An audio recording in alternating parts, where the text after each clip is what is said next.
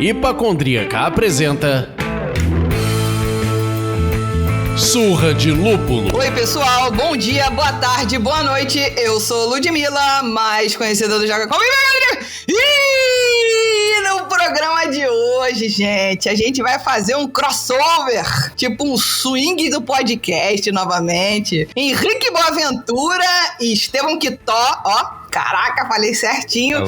Do Braçagem Forte, meu Deus. Olha, meus amigos, a gente trouxe esse podcast de renome para esta mesa dessa vez. Então, por favor, Henrique e Estevão, dê um alô pra galera. E aí, galera, Estevão da Suricato aqui, tudo certo? Alô, Loite, Henrique Boaventura, e se fosse por mim, se chamava Surra de Malte.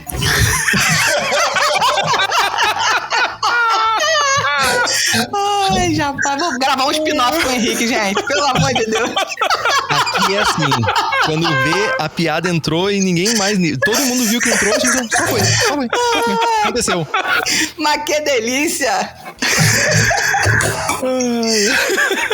Primeira coisa a dizer, muito obrigado pelo convite. A gente vive falando sobre a gente se unir, sobre fazer um universo mais unido, né, dos podcasts cervejeiros brasileiros. Olha que nicho específico. Opa! Mas muito obrigado pelo convite, nos sentimos muito honrados. Quer dizer, eu falo por mim, né, não pelo Quitó, mas me sinto muito honrado por estar aqui. Agressão gratuita no começo do episódio, já, sim.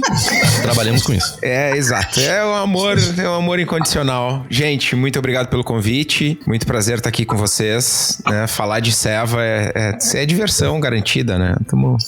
É o nosso dia a dia. Obrigado por terem vindo, por estarem aqui nessa gravação tão célebre. E eu sou o Leandro e vocês hoje podem me chamar do proletário das cervejas. Ah, meu Deus. Eu tô aqui pra trabalhar, nem tudo que eu produzo é meu, gente.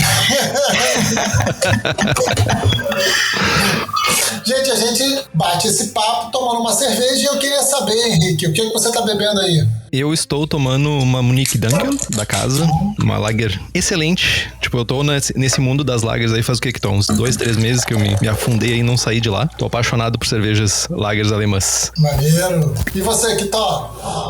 Cara, eu abri uma lata agora de um experimento. Na verdade, a gente tá experimentando junto com um parceiro, um lúpulo novo que acabou de chegar no Brasil, que é o Zappa. Uhum. E aí pegamos um mosto de uma Hazy IPA que tava em final de fermentação e fizemos um dry hopping de Zappa pra testar o caráter do lúpulo aí.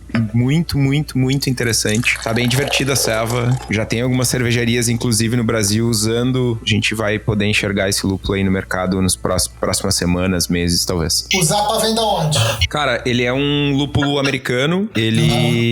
Na verdade, ele é uma cruza de neomexicanos, que é uma variedade de lúpulo da América do Norte. E aí, cruzada com o Humulus lupus, que é a planta que a gente conhece, né? E aí, enfim, tem algumas variedades que já estão chegando aqui no Brasil. Ele tem a parte botânica da planta é diferente e tal, e ela tem umas características sensoriais bem diferentes também. Maneiro. E quem é o parceiro que fornece? Porra, entrega aí, não fica não esconde esse negocinho não, vai. Eu vi ela uma gaguejada. Ele gaguejou. Fiquei intimidado aí de fazer o jabá, o crossover jabá, mas quem traz esse lúpulo pro Brasil é o pessoal da Hops Company, que é nosso patrocinador lá no podcast, no Braçagem Forte, e é meu fornecedor de lúpulos lá na Suricato, com o distrito, enfim. Naquela zorra lá que é a cervejaria.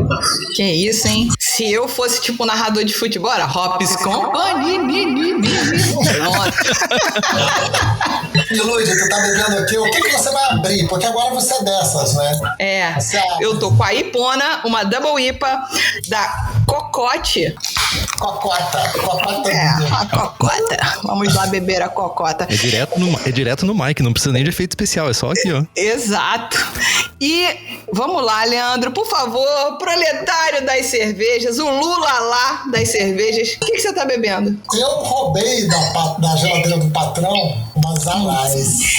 Porra! Uma Wide Ale das Alais, uma Cófia. Porra, tu tá gastando um dinheirinho em cerveja, hein, filhote? A gente Eu pode já se não sentir sei mais honrado. se eu gastei esse dinheiro, se eu ganhei da minha dupla, minha parceira aqui, que de vez em quando aparece aqui em casa com uma cerveja. Será? Essa pessoa é muito gente fina, hein? Essa pessoa é generosa. Eu já falei que generosidade é teu sobrenome, mulher. Opa, vamos que vamos.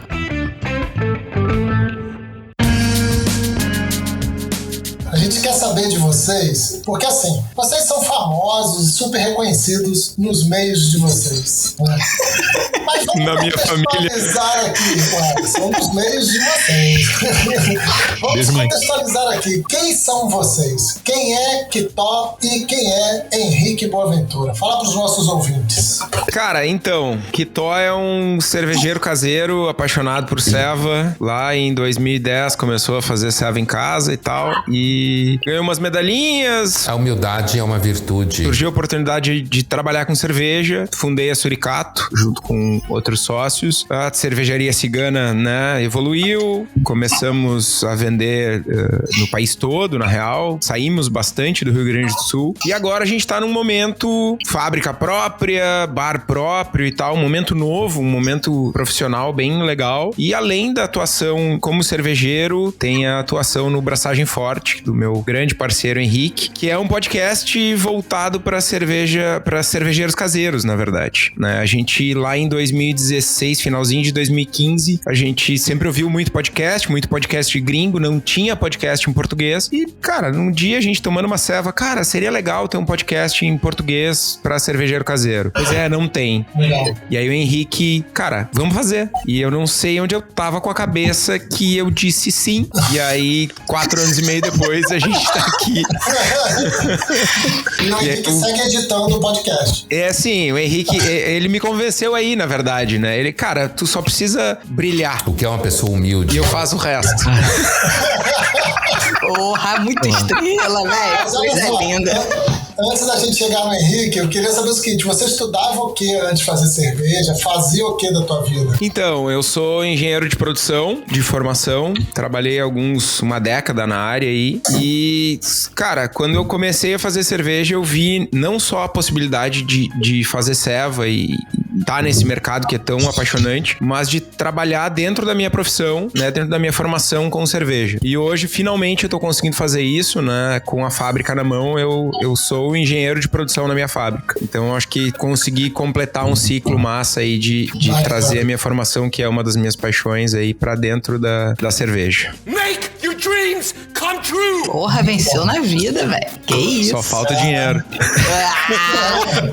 Nem tudo é dinheiro. Vai, Henrique, vai daí. Agora a gente quer conhecer você. Ah, não tem muito pra falar, não. Mas eu não sou tão laureado quanto o meu estimado Kitó, mas eu comecei a fazer cerveja lá em 2012, mais ou menos. Fiz um cursinho aqui em Porto Alegre. Daí, tipo, vi que era meio difícil, parei. E daí um dia tava no... Acho que foi o festival, inclusive, que o Kitó foi um dos maiores medalhistas junto com o Meneghetti, que é nosso amigo. Eu estava tinha um evento que acontecia em volta e eu vi um lugar, cheguei no lugar e vi assim um monte de gente lá falando sobre cerveja, julgando. Eu disse assim, cara, eu preciso estar nesse meio, eu preciso estar envolvido nisso aqui. E daí comecei a me envolver bastante no mundo da cerveja, fazer cerveja. E eu fui um pouco pro lado de julgamento, né? Então, estudei bastante pra acabar me tornando juiz do BJCP, sou juiz national e ajudei bastante no processo aí de formar vários juízes aí pelo Brasil afora, juízes e juízes. E também daí, como que tu tava falando, um dia estávamos num curso de uma instituição que a gente não vai falar o nome, estávamos um pouco entediados pela questão de que estavam falando mal do meu tão estimado BJCP, e aí num papelzinho anotado assim, ó, vamos fazer um podcast, vamos fazer a Brewing Network brasileira. E daí, na hora brilhou,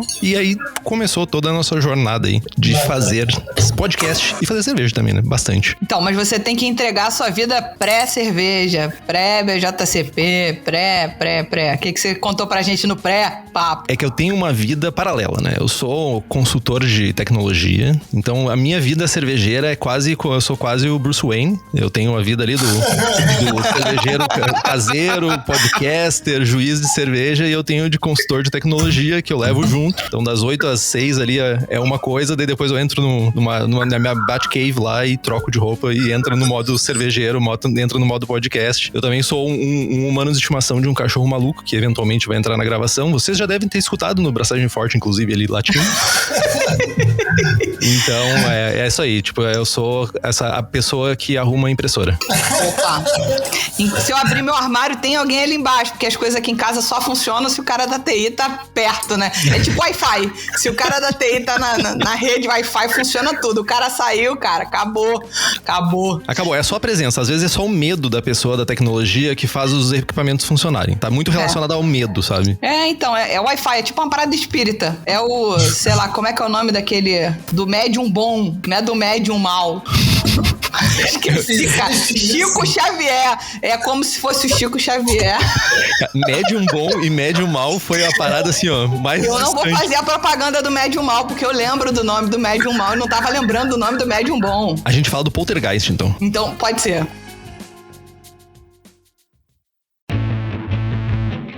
Bom, a gente que não presta resolveu aproveitar o máximo desse programa para usar o conhecimento cervejeiro de vocês, Kitó e Boaventura. Então a gente pediu para os seguidores mandarem perguntas e mais perguntas bem brabas para vocês responderem. Eu vou fazer uma pergunta absolutamente retórica. A resposta de vocês vai ter que ser sim. Uma pergunta retórica é: animam? É a energia aqui, ó, lá em cima. Olha o silêncio. Eu tinha escolha? Não! A primeira pergunta, eu vou começar essa pergunta, eu vou falar só uma palavra, que eu acho que a partir... Vou até voltar pra câmera. Eu vou falar essa palavra e vou voltar pra câmera, que eu acho que quando eu falar essa palavra, vocês cairão. Recebi umas 4 ou 5 perguntas falando sobre a leiteirinha. Ai, Jesus. Caralho, meu, tô muito fodido. Cara, eu nunca... A gente pode falar 200 episódios sobre coisas boas. É só esse maldito fazer dar uma deslizada e todo mundo vira nisso. Mano, a leiteirinha tá famosa no Brasil, velho. Exato. Tá Brasil. É isso. E aí a primeira pessoa que me mandou, eu falei, gente, essa porra de leiteirinha não é de mau gosto, não. Eu chego e pergunto lá pro convidado, fico com essa cara de taxa aí. Não, é a brincadeira que tem no grupo. E aí vieram com a história de como você fermenta na leiteirinha ou na variação do mesmo tema, quais as vantagens da leiteirinha em relação aos fermentadores de inox. Kitó, desenvolva, defenda, justifique, comente. Eu volto daqui uns 10 minutos, tá? Cara, a leiteirinha obviamente virou chacota. Todo dia no grupo de apoiadores do Braçagem Forte tem um sticker, uma figurinha nova com uma leiteirinha e o Kitó dando bom dia. É tipo, virei chacota, meu. Perdi todo, sabe aquele estrelismo todo que tinha? Não tem mais. Sou a chacota do grupo. Tudo isso porque eu tive a brilhante ideia, genial ideia de comprar 2 leiteirinhas. É um recipiente plástico, um de 5 e um de 10 litros. Similar aos fermentadores que os cervejeiros caseiros usam, né? É um fermentador de plástico. Não é similar nem aqui nem no inferno. Aquilo é um tambo de leite. Fica nos teus 10 minutos quietinho aí, por favor. Obrigado, Não de consigo. nada. É difícil. Eu, olhei pro negócio, cara, eu tô sempre fazendo testes e usando ingredientes e explorando cervejas novas e tal. Cara, eu preciso de um fermentador pequeno, né? Onde é que eu vou fermentar isso? Aí eu vi a leiteirinha, vou meter uma torneirinha aqui, uma torneirinha embaixo, uma torneirinha em cima, pá, tá feito o fermentador. E aí algumas pessoas muito invejosas, por sinal, tipo o Henrique, porque a leiteirinha, porque não funciona. Cara, é um fermentador plástico com torneiras, super versátil e pequeno. E tem como função principal transportar leite. Leite. Tu pode fermentar numa sacola plástica. Só queria te Haters dizer gonna isso. hate. É só isso que eu te digo, mano. É isso aí. Então, virou chacota, né? Virou chacota por causa do Henrique, que ele fica incentivando esse tipo de comportamento nocivo.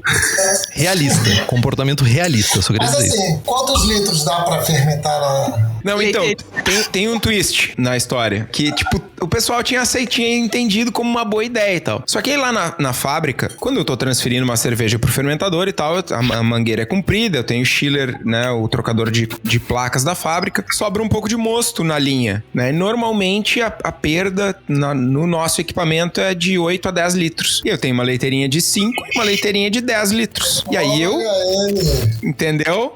Tu já sacou a malandragem. Cara, terminei uma abraçagem, subi ali 600 litros de ceva, encosta a leiteirinha, pum, vou fazer um testezinho com o que sobrou. Iria fora, mano, eu tô reaproveitando um mosto, um açúcarzinho, lúpulo caro e não sei o que, pra fazer testes. Não tem E vergonha, aí, né? quando eu mostrei esse lado econômico de educação ambiental, de salvar o açúcar e o lúpulo que estão indo rala abaixo, o pessoal foi loucura, o Henrique morreu de inveja, e aí começaram a me cornetear por causa da leiteirinha, velho. Tem uma história prévia, tá? O que acontece? Nós temos uma competição interna, tá? Nós temos a competição que tem os estilos do BJCP e eu comecei sozinho a fazer uma competição comigo. Eu vou abraçar todos os estilos do BJCP. A neurose obsessiva é descrita como uma doença do pensamento. Tu é aquele cara que platina jogo, né? Que platina videogame. Definitivamente, sou eu. E eu vou fazer todo dia. Daí um dia eu tava conversando com o Kitó, tô aqui, ó, tá vendo? Olha só, te mostrar aqui os estilos que eu já fiz, tô fazendo todos os estilos do BJCP. O meu engano, o meu erro foi em não entender que o Kitó é uma pessoa extremamente competitiva. E vocês não têm noção, ele compete, ele só não compete pra ver quem chega primeiro, porque eu sempre chego primeiro, é um fato da vida. Mas tirando isso, ele compete pra tudo, ele compete até pra que comida que é mais pesada, quem come mais, esses rolês. E aí virou uma competição pra ver quem vai fazer primeiro todos os estilos do BJCP. E daí, baseado nessa competição, ele começou a extrair, a ordenhar essas mangueiras da cervejaria pra tentar burlar a nossa competição, fazendo uso dessa leiteirinha pra fermentar e dizer assim, fiz o estilo X porque eu diluí com água e botei mais um rolezinho aqui. Tô errado, pessoal. Tô falando mentira aqui. Sou muito competitivo. Tenho um mosto lindo, maravilhoso ali só esperando ir pro ralo. Tenho um fermentador pequeno, que por sinal, o meu menor fermentador é do tamanho do fermentador que tu usou pra fazer muitos dos estilos que tu marcou na tua listinha lá. Então, né, guarda tua viola no saco aí, porque eu tô, com a regra embaixo do braço, velho. O livro de regras tá aqui comigo, velho. Meu Deus. Homens. Oh, meu Deus. Não.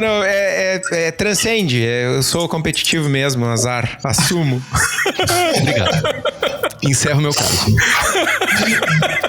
Cara, Henrique, chega pra ele e traga uma medalha. Pronto, acabou essa coisa. A parada é que ele tem mais medalhas, sei lá, deve ser a pessoa que tem mais medalha no Brasil. Esse que é a parada. Tipo, eu não consigo comprar ele desse jeito. Não tem mais. Mas traz só uma medalha assim, você venceu a nossa competição. Acabou. É que eu tenho um trunfo na minha manga. O meu trunfo é que ele não vai fazer um monte de estilos. Que eu sei que, tipo, ele não tem... Tipo, Irish Red Ale. Ele odeia Irish Red Ale. Tipo, a gente, inclusive, tem uma aposta de... O dia que ele braçar uma Irish Red Ale, eu vou me vestir de elfo e vou ficar dançando em volta dele enquanto ele braça essa cerveja. Cuidado, que só pela vontade de ver você vestido de elfo, esse cara vai abraçar essa porra. Tá aí o lado competitivo dele, né? Certamente. Tá gravado agora em 2 podcasts. Farei com muito prazer isso, só pra ver ele sofrendo, porque ele vai doer as mãos dele de fazer essa cerveja.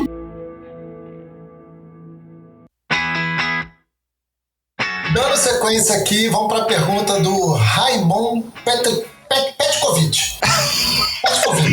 Raimon Petkowski. Qual o maior problema dos equipamentos no Brasil? Muita coisa nova aqui, é coisa velha fora? Pra mim, a gente não... Hoje em dia, a gente tá muito bem servido de equipamentos cervejeiros pra fabricação, principalmente fabricação de cerveja caseira, tá? Que é o meu foco e um bom foco do Kitó também por muito tempo. A gente tá muito bem servido de equipamentos. O problema aqui é preço. As coisas são caras. Mas, tipo, pra fazer cerveja, cara, tu começa com muito pouco. Ainda mais no universo hoje em dia que a gente tem de brew na bag, sabe? É uma panela, um saco e alguma coisa pra transferir esse líquido, sabe? Fermenta nas leiteirinhas do Kitó. Mas o rolê é que, tipo, hoje em dia é muito fácil. E tem muito equipamento. Até pouco tempo atrás não era tão comum ter muitos equipamentos, ou os que chegavam eram muito caros. Mas tá, de certa forma, ainda não é popular no nível qualquer pessoa pode ter, mas já é um pouco mais popular do que era 5 anos atrás, por exemplo. É engraçado que a gente teve uma perspectiva um pouco diferente no programa que a gente fez com o pessoal lá do Brimstone Pub. Se não me engano foi o Jeremy, eu não lembro agora se foi o Jeremy ou se foi a Carol que comentou com a gente que quando eles chegaram no Brasil e viram a produção de cerveja aqui, comparada à produção de cerveja na Irlanda, agora não lembro se foi na Irlanda ou... Foi na Irlanda. Da Irlanda, eles falaram, cara, aqui as coisas são equipamentos bons, eficientes, assim, eles falaram, lá, aqui quando a gente usa alguma coisa de madeira é proposital, lá é porque é o que tem, entendeu? Não é proposital, é porque é o que sobrou lá. É engraçado, acho que é uma questão de perspectiva, né? A gente ainda tem uma coisa um pouco... Apesar de eu achar que na cerveja a gente não devia ter essa coisa vira-lata, eu acho que a gente tá produzindo cerveja muito foda em todos os cantos do nosso país. Exportando bem. De grande qualidade, estamos chegando fora também, enfim, então a gente tá também, só que a gente tem essa coisa vira-lata, né, o que vem de fora é melhor do que o que eu tenho aqui dentro, a grama do vizinho é sempre mais verde que a nossa, né, enfim. Acontece, eu tenho uma história que eu cheguei na Cantillon, lá em Bruxelas, e eu, mega empolgado, cheguei pra falar com o pessoal que tava lá trabalhando e tudo isso, porra, vocês trabalham na Cantillon, olha que massa, vocês têm uma cervejaria super antiga, do cara olhou pra mim assim, meu, não fala merda, onde é que tu é, cara? Sou do Brasil, meu, tu tem sol, tu tem, tipo, sei lá, olha só o meu equipamento que eu trabalho aqui, cara, tem teia de aranha, tem pó, sabe? Tipo, eu tenho que trabalhar o tempo inteiro atendendo essas galera aqui que quer beber cerveja. Pô, tem essa parada, eu entendo, essa parada do vira-lata acontece, sabe? Tipo, a gente tem uma visão diferente, a gente tem uma visão romântica e eles têm uma visão prática da coisa, sabe? É, verdade, acho que você tem razão também. Eu aqui no meio das perguntas da galera, claro, enfiei uma minha, né? Que essa aqui me veio nessa ideia. Na pegada do lúpulo, é possível trazer amargor para a cerveja sem ele? Claro, ele tá lá e tal, mas, por exemplo, boldo e giló valem? Cara, eu queria ouvir a resposta do Henrique. Mas...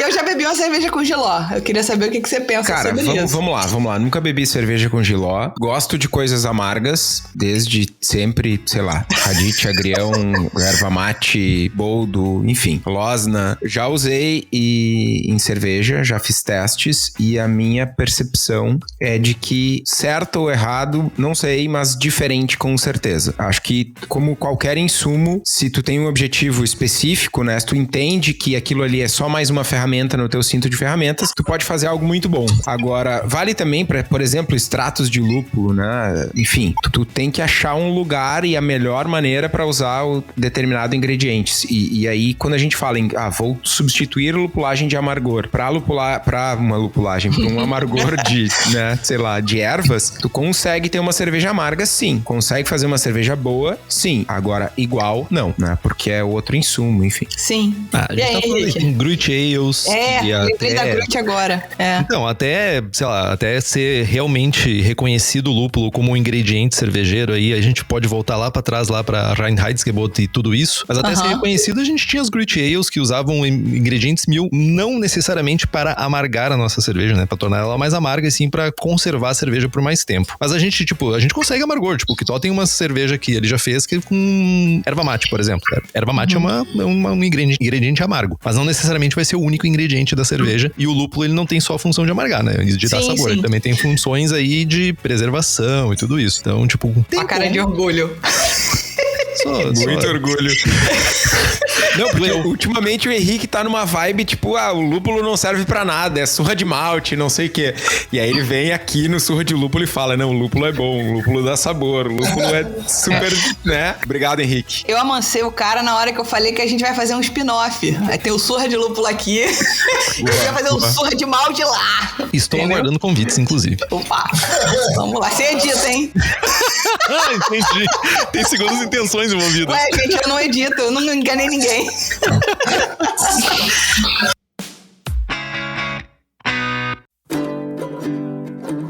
As nossas perguntas não pararam no Instagram. O Facebook também trouxe umas coisinhas animadas pra gente. E aí, quando saber se a cerveja foi contaminada? Tem cheiro de morte? Tá contaminado. Se tem cheiro de morte, tu nem chega perto dessa cerveja. Tipo, então vamos lá, sem piadas. Sim, acontece algumas com cheiro de morte, mas tem vários fatores que a gente poderia dizer aqui pra começar a enumerar coisas que indicam que a cerveja tá contaminada. Mas eu acho que os mais gritantes aí vão ser o cheiro de removedor de esmalte, cheiro de tinta, são coisas que são bem brutais, assim, na cerveja, que na hora, ou no sabor, por exemplo, a acidez, quando tu não tá buscando acidez numa cerveja, vão ser indícios bem fortes que toda cerveja deve ir pro ralo ou pro vizinho do que toca. O meu vizinho, no caso, ele é o repositório de todas as cervejas ruins do universo. Tem uma cerveja ruim e a gente dá pra ele. foi aquele vizinho que ficou enchendo o seu saco. Olha como é que eu ouço o podcast de vocês. Que queria beber tua cerveja, nananã. Você deu uma cerveja que você achou que tava incrível, especial, sensacional. E o cara... Esse aí mesmo. Opa, será que ele é vingativo, gente? Ele deve escutar o que eu tô gravando, inclusive, né? Ele deve estar ouvindo essas coisas. Cara, quando eu falo dele, pode prestar atenção. Sempre que eu falo do vizinho, eu dou uma baixada no volume pra ele não ouvir. Tá certo. Então, enfim, cheiro de morte é determinante. Não adianta, acabou. Tem nem como corrigir. Mas deve ter alguns erros que o cara identifica aí naquela hora lá que ele tá, sei lá, fermentando. Eu não entendo nada disso, mas deve ter alguma coisa que ele identifique e ainda é possível corrigir, ou eu estou falando uma besteira muito grande? Não tá falando besteira, não. Na verdade, assim, a gente tem, sei lá, dezenas, vou usar dezenas porque é mais preciso. A gente tem dezenas de defeitos diferentes na cerveja, né? Alguns deles são irreversíveis, né? E aí vai pro meu vizinho mesmo, mas muitos deles a gente consegue consertar ou durante o processo, ou até mesmo depois da cerveja pronta. E aí, enfim, né? Depende da origem, se é um defeito que vem de insumo, se é um defeito que vem do processo, enfim, aí cada defeito, cada problema. Inclusive tem alguns que para alguns estilos são considerados defeitos e para outros não. Então tem tudo isso, né? De qual cerveja que tu tá fazendo, isso pode ser um defeito ou não também. Legal. Olha pra vocês verem como é que o negócio no Facebook tava animado. O mosto congelou. E agora? E agora, José? Festeja a Icebox que tu acabou de criar. É isso que eu te digo. Você usou o mesmo processo que, mitologicamente falando, foi o processo de criação do Icebox. Olha só que legal. Então, tipo, você tem uma Icebox em casa. É isso aí. Não, mas sendo mais prático, assim, se o mosto congelou, provavelmente a fermentação não tá completa ainda. E se ela não tá completa, a chance de ter uma quantidade significativa de flavors ou de compostos que ainda não foram reabsorvidos pela levedura é grande, né? Tu tem que fazer uma avaliação pra ver se a levedura que tá ali não trouxe um impacto negativo pra cerveja, e caso isso não tenha acontecido, tu pode descongelar esse mosto, adicionar uma nova levedura e tentar salvar o mosto. Eventualmente tu consegue, né? Depende do estado da situação toda. Exato. Você já passaram por isso? Com mosto não, mas com cerveja sim, com a cerveja pronta, né? E aí já descongelei, tomei a cerveja e azar do goleiro e já fiz a Icebox e já tomei meio copo de cerveja, sei lá, 42% de álcool e quase morri.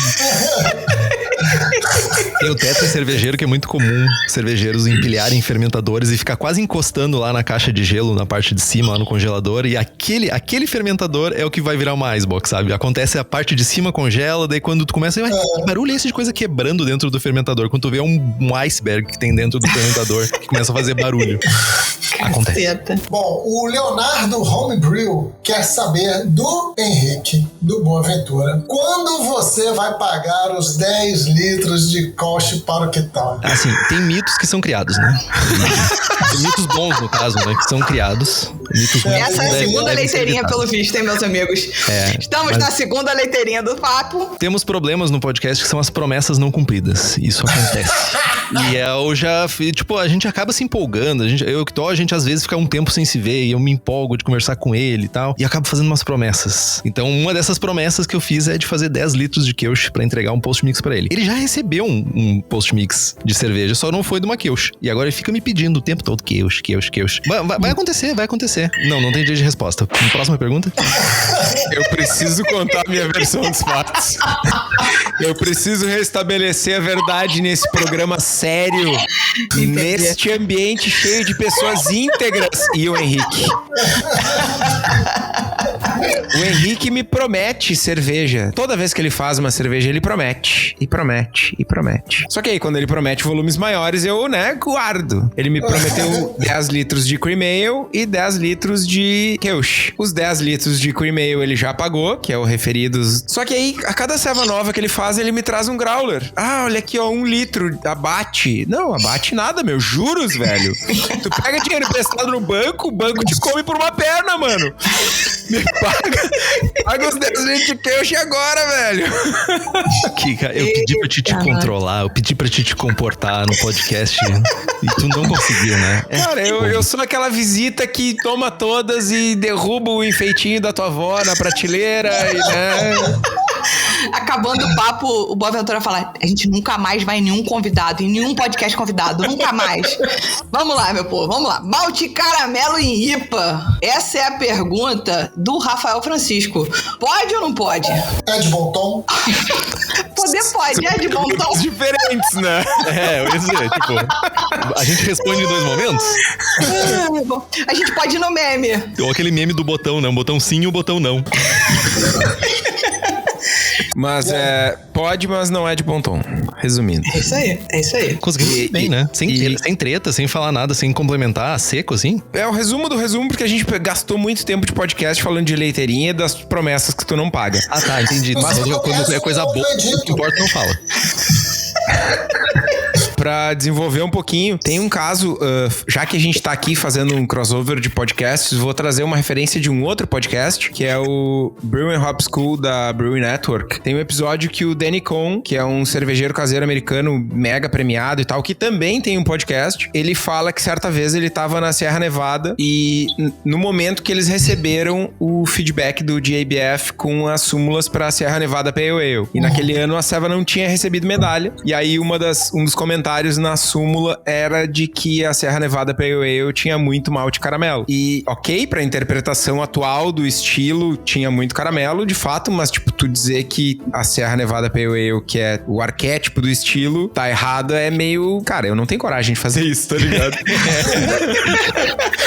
Então, assim, é tradicional, os estilos clássicos tem, mas tem um problema que o brasileiro exagera, né? Então, cara, tem IPA com 42% de malte caramelo e aí, não pode. Um chorinho, cabe, sempre cabe. Mas não façam Brazilian Caramel IPA, né? Tipo, não façam. Não, simplesmente não. No, God, please, no! No! Dá conflito com o lúpulo. Se vocês querem usar lúpulo, por que usar malte caramelo? Usa só o lúpulo, pensa no amargor, já que vocês gostam tanto dessa flor verde desgraçada. Quer fazer ceva com caramelo, faz uma American Amber Ale. Faz uma Irish Red Ale.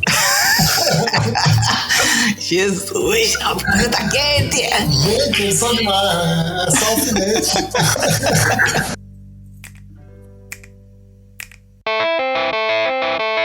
O Giovanni Tonello quer saber, eu não vou saber pronunciar, tá? Mas eu também acabei de aprender a pronunciar Kelch. Eu sempre falei Kelch. Obrigado. O Giovanni Tonello quer saber o que pode fazer com 25 quilos de DME, Dry Malt Extract. Sim, você pode fazer uma miríade de coisas. Você pode, inclusive, não comprar 25 quilos de DME. Tem uma outra piada, são as piadas internas dos apoiadores, mas uma pessoa levou um pouco ao extremo o hábito. A gente usa DME geralmente pra fazer, ou tu pode fazer cerveja de extrato, né? Tu pode usar o DME pra fazer uma cerveja, ou o que é o mais comum, a gente faz starter de leveduras. Então ali tu faz 2 litros, usa de 100 a 200 gramas de DME pra fazer um starter de leveduras. E um nobre chamado Faustus, um abraço Faustus, acabou comprando 25 quilos. Só assim, a gente compra, sei lá, 500 gramas, 1 quilo pra guardar. Ele comprou um saco de 25 quilos, que tipo, ele vai levar o resto da vida dele pra consumir 25 quilos de DME. E tipo... O resto da vida dele e dos netos, né, meu? Umas 3 gerações, velho. E o coitado do jovem virou um motivo de piada, porque agora tudo assim, tipo, não sei o que, tu vai comprar em quantidade. Mas não compra 25 quilos de não sei o que. E sempre vira motivo de piada em volta dele. Mas a gente já confirmou com ele não se sente ofendido, então a gente tá bem tranquilo quanto a isso. A gente continua então zoando. A gente segue na corneta. Segue zoando.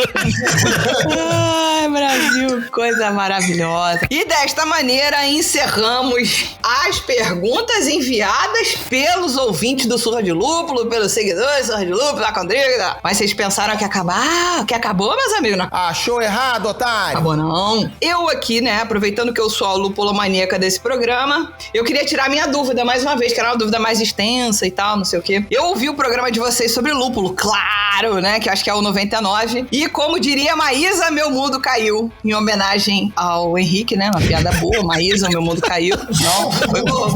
Convidar aqui, o Barra é assim, o convidado do Rio pra piada boa. Eu ri porque eu quero que tu continue fazendo piada. Tá bom. A primeira parte da pergunta é: o que significa uma muda de lúpulo certificada? Essa é a primeira parte da pergunta. Eu vou deixar você responder e aí depois eu chego com a segunda. Kitó. Uma muda de lúpulo certificada. Porque a gente fica ouvindo todo mundo falar assim, não, porque fulano pegou e trouxe a muda certificada do não sei da onde, aí planta o lúpulo lá pra fazer a plantação de lúpulo, ou seja, teoricamente é uma planta com pedigree. Sim. Imagino, né? O que acontece, e acontece bastante, infelizmente, é que tem pessoas, provavelmente brasileiros, mundo afora, fazendo sacanagem, né? Quando a gente fala de lúpulo, quando a gente fala de variedade de lúpulo, vou usar, sei lá, o Zappa, que é o lúpulo da cerveja que eu tô tomando aqui. Todas as plantas do mundo que produzem o lúpulo Zappa, elas são clones uma da outra. E quando o lúpulo tem essa propriedade, ou tu pode fazer uma muda por estaquia, que é tu cortar um galhozinho e ele brota e vira outra planta, ou tu corta um pedaço da raiz. O código genético das plantas é o mesmo, ela é um clone, né? Pra quem viu a novela lá, o Siliclone, nos anos 90, é isso aí. Sério, velho. Mano. Albieri, só me veio Albieri na cabeça agora. Aquela sobrancelha, velho. Alhamdulillah. Bom, enfim. E aí o que acontece é que às vezes o Estevão apareceu com uma muda de Zappa. Mas é realmente uma muda de Zappa? Tem algumas variedades no Brasil, inclusive, que são ditas, lúpulo da serra da... Não vou citar o nome da serra. Na verdade, é uma outra planta, é um clone de outra planta que tá produzindo um caráter sensorial e nomearam diferente. Então, uma muda certificada é uma muda que tu foi lá no pezinho de Zappa, lá nos Estados Unidos, fez uma muda e alguém, né, uma empresa, uma entidade, um instituto, certifica que aquilo ali realmente é Zappa, para usar o exemplo do Zappa. Não significa muita coisa no fim das contas, porque quando tu tira uma muda de um lugar e leva pro outro, aí tem um exemplo bem clássico que é o do lúpulo Cascade. O lúpulo Cascade nos Estados Unidos produz Cascade. Na Nova Zelândia produz Tahiki, porque o terroir influencia tanto o impacto, né, na planta, que quando eles colhem, tu faz a ceva e parece outra coisa. E eles tiveram que criar outra marca e outro nome, porque não dava pra vender aquele lúpulo Cascade lá da Nova Zelândia como Cascade, porque era muito diferente. Então, se eu trouxer uma muda lá dos Estados Unidos de Zappa e plantar no meu quintal aqui, junto com as minhas outras plantas, eu não vou ter Zappa, eu vou ter outra coisa. Aí era a minha segunda pergunta, minha segunda parte da pergunta, que você já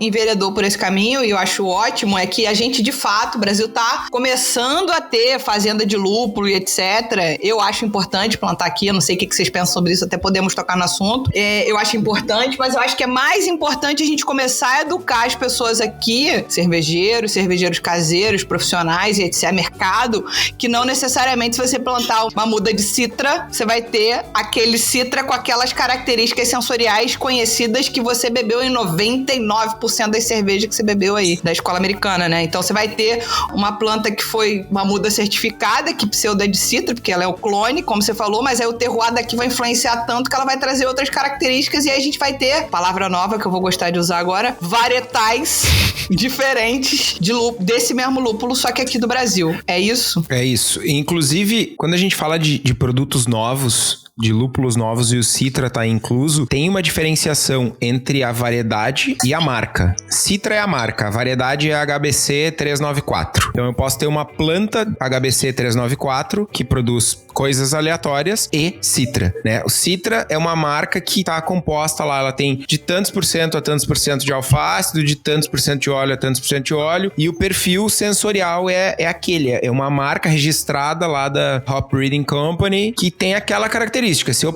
pegar uma muda de HBC 394, plantar no meu quintal, pode ser o melhor lúpulo do mundo, fazer a IPA mais foda do mundo, não necessariamente vai ser Citra. Então é isso, quem planta lúpulo no Brasil tá plantando o HBC não sei o que lá, só que aí tem uma confusão porque as variedades antigas não têm essa diferenciação. O nome da variedade e da marca é a mesma. Então, por exemplo, eu vou plantar Mittelfru. Mittelfru é Mittelfru. Então o meu Mittelfru plantado no Brasil pode ter gosto de Citra. Eu ainda vou chamar de Mittelfru. Então acaba complicando, embolando o meio de campo todo. Completamente. Mas eu acho que é perfeito, assim. A gente já tinha falado de terroir aqui, já tinha sido bem interessante falar de terroir aqui, mas eu nunca tinha pensado no lúpulo dessa maneira, que o fato de plantar a mesma muda aqui que foi plantada lá vai ter características sensoriais completamente diferentes por conta do terroir. Não somente isso, é muito comum de numa fileira ter duas fileiras, uma do lado da outra, uma pegar mais sol ou pegar um pouco mais de umidade ou ter uma composição de terra um pouquinho maior de minerais e serem lúpulos totalmente diferentes. Acontece isso com muita frequência nas fazendas. Pois é, e acontece isso no café. A gente tá acostumado a entender isso do café, porque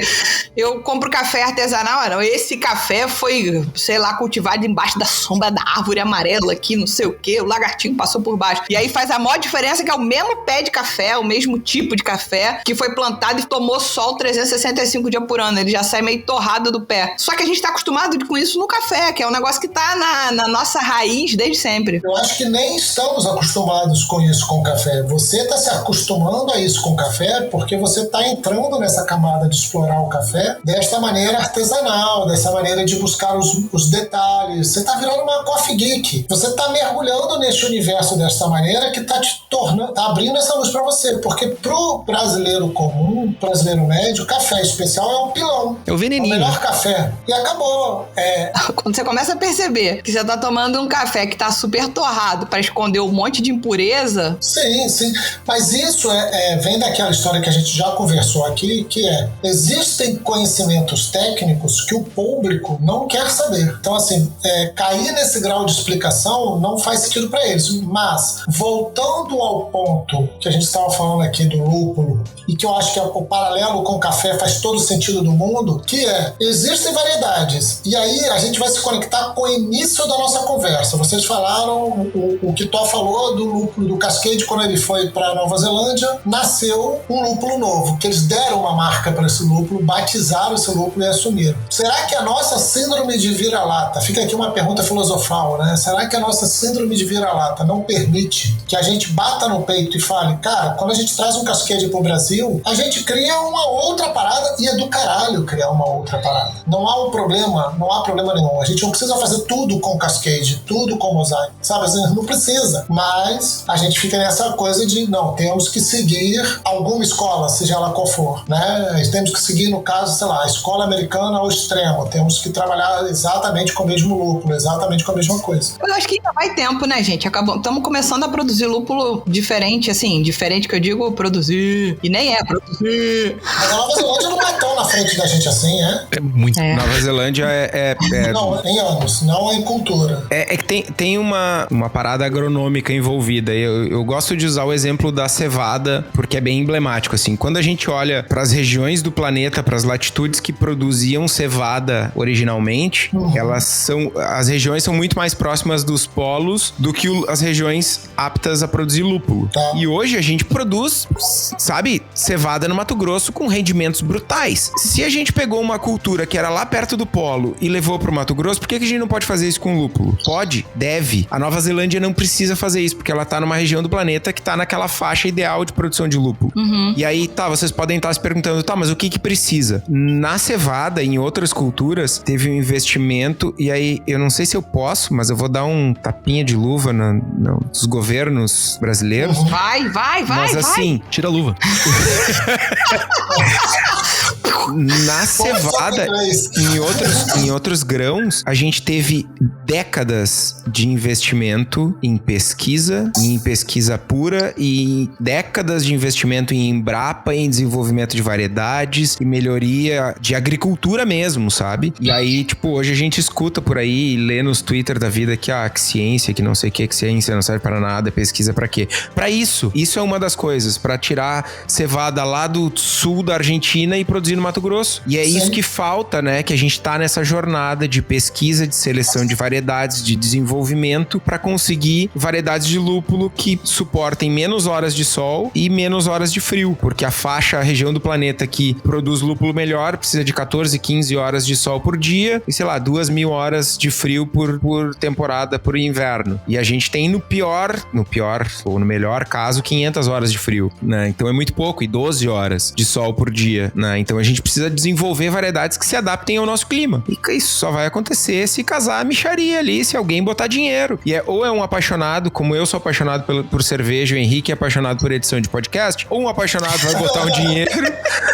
né? Ou o governo vai, a Embrapa, enfim... E outro vai plantar, é isso que né? Dizer. Enfim, é isso, né? Mas eu acho que a gente chega lá, nessa jornada a gente precisa tem muito razão, quando tu fala que a gente precisa perder o viralatismo e e trazer, sei lá, o Cascade dos Estados Unidos e dizer que é mantiqueira. Perfeito. É o lúpulo Guarani, sei lá, cara. o Ibapuru, sei lá que caralho que vai ser. Meu, vai ser um lúpulo nosso. Exato. Mas, assim, tem um rolê que é marqueteiro na coisa também. E eu não tô dizendo que é certo ou que é errado, tá? Mas pensa assim, a gente tem uma grande dificuldade, tipo, tem muita gente que faz cerveja, vamos pensar no mercado homebrewer, tá? Cervejeiro caseiro. Tem uma galera que faz aquela maldita APA há 15 anos e nunca mudou a cerveja e tá lá, ele sempre usa Cascade. Se tu não vende o lúpulo como Cascade, a pessoa não vai comprar e ele não vai conseguir fazer com que as pessoas comprem esse lúpulo. Então, aí também tem uma questão também, eu acho aí, de marketing envolvida na coisa. Tá certo ou errado? Não sei. Mas eu acho que, tipo, pra tentar se incluir no mercado também tem esse rolê. Tipo, ó, eu vou vender o meu lúpulo como Cascade porque ele se aproxima mais sensorialmente e as pessoas vão conseguir consumir ele, vão entender o que é o lúpulo Cascade quando estiver comprando. Agora, se eu vender como, sei lá, Serra da Mantiqueira, que o Kitó falou, como é que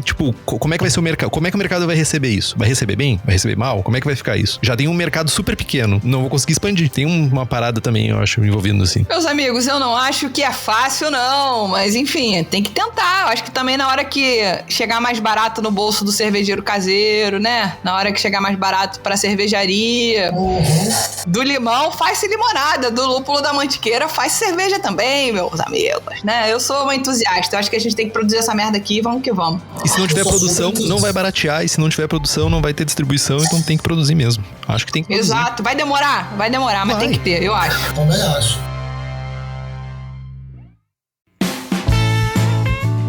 Gente, infelizmente estamos caminhando aqui pro final do nosso programa, no final do nosso papo. E aí... cabecinha itálico. E aí... a gente queria saber do Braçagem Forte, que tem 4 anos de existência. E aí, vocês lá no nosso pré-papo contaram um pouco de onde surgiu a vontade de criar esse podcast cervejeiro. Vocês até falaram na apresentação de vocês um pouco sobre isso, né? E a gente quer saber também sobre o fato de quase terem desistido de seguir com o projeto. Contem pra gente qual era o impeditivo e qual foi o ponto de virada, de persistência. Ou se eu fosse uma coach, qual foi o turning point? Turning point. Cara, a ideia do podcast, tanto eu quanto o Henrique somos fãs da plataforma, a gente escuta muitos podcasts há muito tempo e um pouco do início da nossa amizade meio que foi, sabe aquela coisa, oi, tudo bem? Eu escuto podcast tal, eu também, legal, e a gente criou uma simpatia assim nos primeiros dias e, né, a amizade surgiu em torno da cerveja e dos podcasts. A amizade seguiu lá pelas tantas, né, a gente tava num curso lá e comentando sobre podcasts gringos e tal e lamentando a falta de conteúdo em português, porque tinham outras pessoas no curso e a gente comentou, né, eu escuto tal, eu escuto X, Y, Z e tal, e a galera, eu não domino inglês. E aí daí veio essa constatação de que não tinha conteúdo em português e o Henrique teve a brilhante, ou não, né, só o tempo dirá, a brilhante ideia de querer fazer um podcast em português. Vamos fazer. E aí eu tive a nem tão brilhante ideia de concordar. E aí assim surgiu o Braçagem Forte, né? E eu acho que eu nunca falei isso tão abertamente, assim, mas os méritos são todos do Henrique, porque ele não só teve a ideia e além dele editar e fazer todo o trabalho braçal, ele é quase meu escravinho, assim, mas... elogiar e sacanear ao mesmo tempo. Eu diria. Mas o ponto é que é um traço da minha personalidade, eu quero fazer tudo o melhor possível. E na minha cabeça era inconcebível começar a fazer um podcast, tipo, sem saber, sem ter o mínimo talento e nada. E o Henrique me convenceu, não sei como, de que, vamos fazer, azar do goleiro, se ficar ruim a gente para. Eu não sei onde eu tava com a cabeça, porque os primeiros episódios eram zoadaços, assim. Eu tenho até um pouquinho de vergonha, mas aconteceu, tá ligado? Ele botou a cara a tapa ali e fez acontecer. E aí a gente enganchou aí 1 ano de podcast, até que chegou um momento que deu uma fraquejada e o Henrique pode contar mais pra nós. Primeiro, obrigado pelos louros públicos, também te amo. Mas, realmente, a gente começou, tipo, vamos fazer, vai dar. Gravava com um celularzinho mesmo. A gente realmente gravava com um celular, achando que a gente tava arrasando. E, tipo, a gente gravava na falecida Pens Beer, nosso lugar do coração, a gente tinha um lugar lá pra gente gravar lá dentro. E gravava no celular e, tipo, vamos lá, modo guerrilha total, assim, sabe? Tipo, parecia uns vídeos da Al-Qaeda, assim, total. E a gente foi indo, e nesse momento que começou muita treta pessoal, tipo, muita coisa acontecendo, a gente precisava se locomover pra um lugar, a gente não tinha essa brilhante ideia de gravar remoto. A gente precisava se locomover pra um local. E daí, tipo, precisava parar e fazer a pauta, e sentar, e gravar. E tudo isso acabou assim, tipo, ficamos o quê? 3 meses sem gravar quase, né, Kitó? Mas, tipo, acima de tudo, e é uma coisa que a gente fala abertamente, tipo assim, se tudo der errado, a gente, pelo menos uma vez por semana, tem 1 hora, 2 horas pra gente conversar e brincar um com o outro. Que pra gente é super importante. O que a gente faz é, a gente, dentro desse período de ficar brincando, enchendo o saco um do outro, a gente gera conteúdo também de cerveja, porque é uma coisa que a gente gosta de fazer. A gente gosta de consumir, a gente gosta de falar. Não tinha por que parar. E acabamos dando continuidade. Eu disse, tipo, vamos fazer... O que tá errado? O que tá errado é que a gente não consegue parar, às vezes, naquele dia, naquele horário. Beleza. De casa a gente consegue fazer isso melhor? A gente consegue fazer isso melhor de casa. Então vamos começar a gravar remoto. E daí, começamos a gravar periodicamente, lançar episódios de 15 em 15 dias. E a galera pedia mais episódios. A cada 15 dias é ruim. E a gente acabou enfiando episódios curtos pra preencher os espaços de 15 em 15 dias. Daí ficou toda semana. Aí os episódios curtos viraram os episódios longos. E os episódios longos viraram uma epopeia. Os episódios de 2 horas e poucas. Agora também a gente faz a gravação do episódio ao vivo, então já não é mais só o episódio, tem a gravação ao vivo pros apoiadores, e a gente grava ao vivo, e daí tem um conteúdo extra que fica lá. E no final, se não fosse por isso, se não fosse pela diversão, se não fosse eu e o Kitó sentado, conversando, trocando ideia, que a gente é assim, a gente tá sempre fazendo isso, aqui não é personagem, só o Kitó é personagem, mas tipo, não tem nada de personagem, mas por isso a gente não estaria aqui. Essa é a grande verdade. O Braçagem Forte é realmente a relação dessas duas criaturas e a sua vontade de falar sobre cerveja, de contribuir pro mercado cervejeiro com a nossa visão meio deturpada das coisas. Mas é isso que importa, gente, é isso que importa. Só pra trazer uma perspectiva, em 2018, que foi o ano que a gente quase parou, nós gravamos 9 episódios. E agora a gente tá gravando no ano inteiro. Em 52 semanas, vocês entregaram 9 episódios. 9 episódios. Ó, o Leandro totalmente jogador. O ano inteiro. Exato. 52 semanas. Totalmente jogador. Só faltou botar a mãozinha assim, ó. Mas esse é o sentimento de todos, inclusive meu e do Henrique. Quando a gente chegou nessa conclusão, foi bem triste, assim. Quando a gente fez a avaliação, foi bem triste ver que a gente gravou só isso. Aí já no ano passado a gente migrou pro formato de episódios semanais e já iniciamos 2021 com um calendário pro ano inteiro. A gente se propôs a fazer 45 episódios por ano, pra ter alguns finais de semana algumas semanas que a gente, né, deixa uns hiatos de propósito, mas são a partir de agora, firme e forte, 45 episódios por ano. É isso aí. O que importa é que você comprometeu e entregar e ser feliz com a entrega, porque também não adianta você fazer pra cumprir a expectativa do outro, aí você fica ansioso, aí, porra, é correr atrás do próprio rabo e, enfim, crescemos já, né, gente? Ó, todo mundo maior de idade, vacinado aqui, casado, pagando boleto. Vacinado não. É verdade, eu quis dizer outra vacina, não essa que eu tô querendo muito, meu Deus. Enfim, o Leandro soltou a última pergunta e eu vou deixar aqui a última provocação que veio do ouvinte, seguidor, que não dá pra saber o nome do ser humano, porque o arroba dele é Preto. Eu sei quem é. Opa, vamos desnudar quem é esta pessoa, então. Ele pergunta se, por acaso, esse encontro de podcasters vai surgir uma collab, valendo dizer que eu e o Leandro só podemos contribuir com o sensorial, tipo, quero assim, quero assado. A piada tá contigo agora, que tal? Só queria dizer isso, que eu não tenho cervejaria. Cara, eu tenho, tipo, 7 piadas diferentes pra fazer nesse momento. Opa, vamos lá. Não, vamos lá. Eu quero a número 4. A número 4. A número 4 é que a primeira colaboração é o spin-off Surra de Malte, né? Ludmilla e Henrique. Henrique editando. Exato. A número 6, pro Preto, que é o Eugênio, o nosso querido patrocinador e apoiador e amigo pessoal e fornecedor da Suricato. Ele é o cara da Hops Company. E a gente pode fazer uma cerveja se a Hops Company bancar o lúpulo. Opa! Fica a provocação! Fica a provocação! Número 6. E fica a provocação, gente. Com certeza, quando esse episódio for lá, vou marcar o I Preto, vou marcar a Hops Company.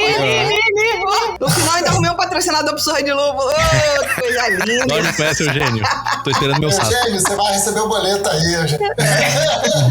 Gente, muito obrigada. Foi muito divertido. Eu não sei pra vocês, mas pra mim foi muito legal. Esperamos recebê-los em outras ocasiões para falarmos de mais assuntos. Muita abraçagem forte no Surra de Lúpulo. Gente, muito obrigado mesmo. Foi divertidíssimo e a gente vai retribuir. Logo a gente vai retribuir esse convite e vamos levar vocês lá pro Braçagem Forte também. Opa! Gente, muito obrigado. A gente só tem essas caras de abobado, assim, mas a gente não ri tanto. Porque foi divertido mesmo. Fala por ti. É sempre bom falar de cerveja, falar entre amigos, né? Cara, muito obrigado. Em breve a gente recebe vocês lá e eu quero ver o Surra de Malte aí, hein? Crossover do crossover. Vambora. Henrique, tô com o seu WhatsApp já, você mora no meu telefone, vamos que vamos. Só piadas boas. Fazer nem que seja um episódio de 10 minutos. Boa, fazer assim. Vai ser aquele extra, sabe? Bônus track. Exato. É o stand-up comedy da cervejaria, rapaz. Olha aí, Exato, olha é o que nicho, extra. hein? Não é só o nicho do podcast cervejeiro, é o nicho do stand-up comedy cervejeiro. Olha só. Exato, olha isso. só. Vão ser 9 minutos, 10 minutos no máximo que estarão no feed do Surra de Lúpulo e no feed do Braçagem Forte. Mas eu já fico dizendo por eles que não vai valer pra diminuir o 45 programa anual, não. E no final, uma sessão de pedidos de desculpa. Galera, vocês dois, muito obrigado por terem vindo. Foi um papo muito legal. Eu me diverti muito. E quero bater mais papo com vocês. Por favor, né? Vamos manter esse contato. Valeu, pessoal. Desculpa a bagunça aí. Desculpa qualquer coisa. Desculpa qualquer coisa.